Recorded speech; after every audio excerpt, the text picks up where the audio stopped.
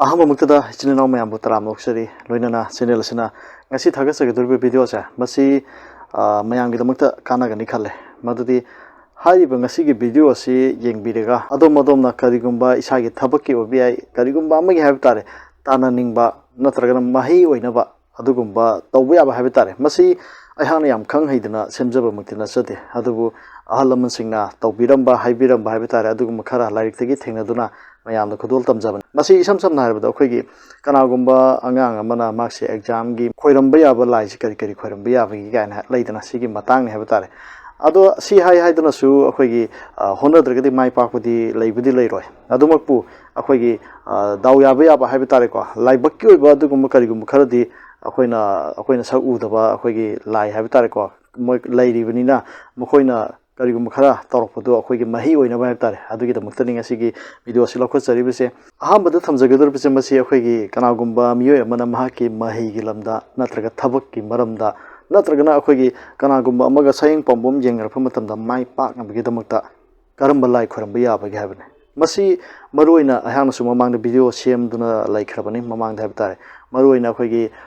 DM college campus to laiba adugumba ima khontohan bigi khubamje masida khoiramagadi akhoi gi exam gi oiro adigi thabak ki oiro leidana sigumje mai pa hedana thajana ba lei habta mathang ahana thamjagadori bisna akhoi gi kanagumba miyo yama mahaka miyo yama lamba tonobugumba adagi khana chainaba leidana wathol anthok tawba natragana phamnai tunai bigi damakta yenaba adagi munnaba phammunabugumba leidana sigumgi matang sida wa ngamninglagadi akhoi gi mai pakninglagadi haibtare madu wangam khongda mitei ngamu ama mayada sana konyai lupa konyai umhallaga wari simbuladu liraba matungda mai pakchage haiduna thadu haidana sumaina hai haibtare aduna mai pakani wangam gani haidana sumai phongde aduga hariba hojiki wangam khong hairibase masi kaida leibno haiba matamda akhoi masi judem college campus ki manungdani akhoi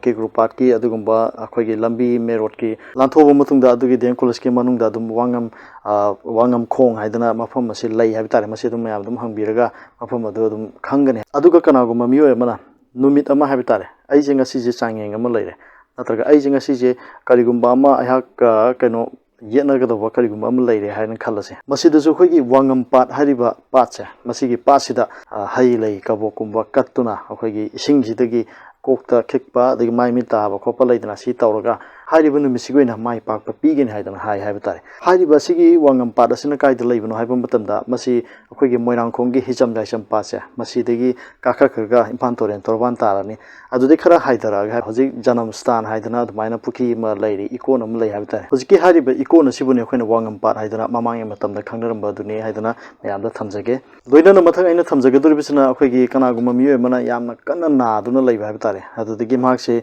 mahagi punsi chingjel ni haibtare madugi mafam masida niragadi chahi tare hena sangdok i kaina thani ahalaman sing haibiram madugi mafam dani maduna punsini ge hargana usinbungda hairam taret lairam taret kabok athum haw yauna mitengamu ahum mayada sana konjai lupa konjai umhallaga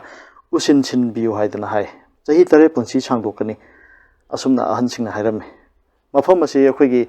mongban ba umangje masigi manungda hoji hanuman thakur gi mandir leiribse masigi moirang laiji pangbada hojigi leibung ama leib ariba leibung asibune akhoi gi maitei gi ahansingna usinbung haidana khangnaram haibtare masigi mafam asida pansi singgen ni regadi chahi tare hena sangdok i haidana thajane bi haibtare masi kadai phawa chumi la haibdu de aisu haibngamde like ta thengnaba ado achumba khara leiduna su irambu oirangani haidana sum thamjage aduga mongban ba mafam asida de akhoi gi angang nung ama ji hanuman thakur gi khoirambadu su moi khoi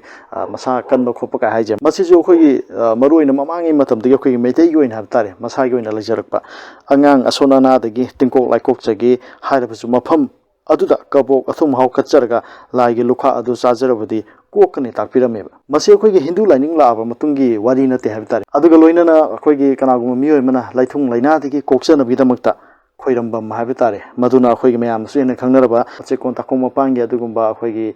puruk chaubi aduga akhoi gi kangla manungi nungjeng ikon aduga loina na akhoi gi kaina chingkhongi akhoi gi pakhangba ifut asida ꯂꯨꯞꯆꯔꯒ ꯀꯣꯛꯀꯅꯤ ꯍꯥꯏꯗꯅ ꯂꯩꯔꯝꯃꯦ ꯍꯥꯏꯕ ꯇꯥꯔꯦ ꯃꯁꯤ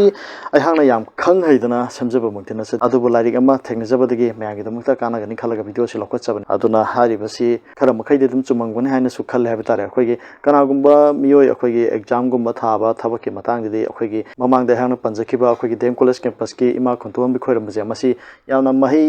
ꯐꯪꯉꯤ ꯃꯍꯩ ꯆꯥꯎꯋꯦ ꯍꯥꯏꯗꯅ ꯃꯌꯥꯝꯅ ꯑꯗꯨꯝ ꯍꯧꯖꯤꯛꯁꯨ ꯑꯗꯨꯝ ꯈꯣꯏꯔꯝꯅꯔꯤ ꯍꯥꯏꯕ ꯇꯥꯔꯦ ꯑꯗꯨꯒ ꯂꯣꯏꯅꯅ ꯑꯩꯍꯥꯛꯅ ꯃꯌꯥꯝ ꯑꯃ ꯍꯧꯖꯤꯛ ꯊꯝꯖꯈ꯭ꯔꯤꯕꯁꯤꯡ ꯑꯁꯦ ꯃꯁꯤ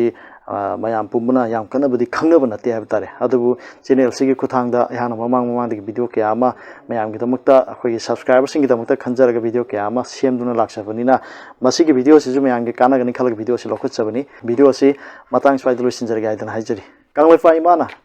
ꯌꯥꯏꯐꯔꯦ